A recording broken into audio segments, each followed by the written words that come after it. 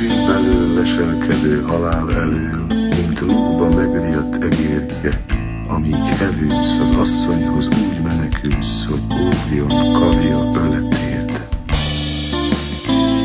Nem csak a lágy meleg ölcsal, nem csak a vágy, de oda taszít a muszáj is.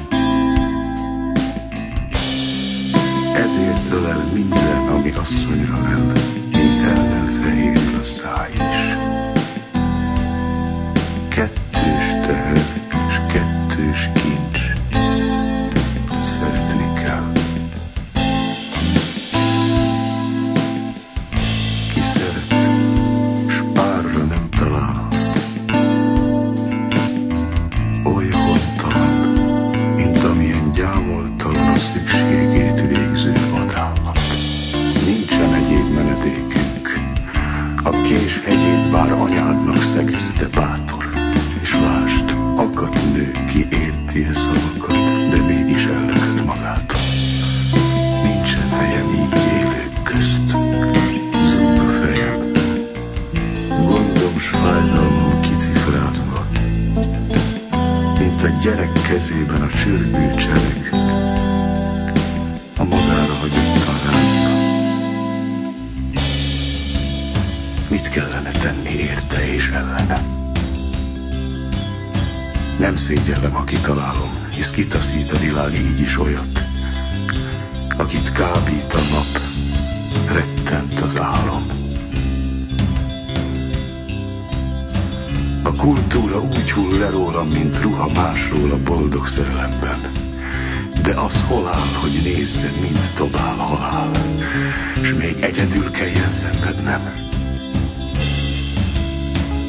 A csecsemő is szenvedi, ha szül a nő. Páros kint enyhíthet alázat, de én nekem pénzt hoz fájdalmas énekem, s hozzám szegődik a gyalázat.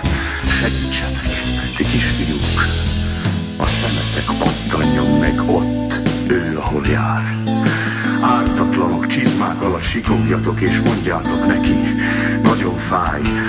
Ti hű ebek, kerék alá kerüljetek, s ugassátok neki, nagyon fáj.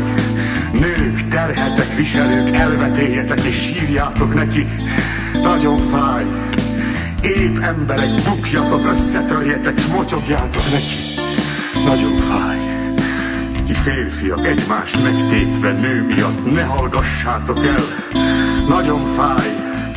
Lovak, pikák, kiket, hogy húzzatok, igát herélnek, hüllyátok, nagyon fáj. Néma halak, horgot kapjatok jég alatt, és tátogjatok rá, nagyon fáj. Elevenek, minden, mit kíntól megremeg, égjen, hol laktok, kert, vadontáj, s ágya körül üszkösen, ha elszenderül, vakogjatok velem, nagyon fáj.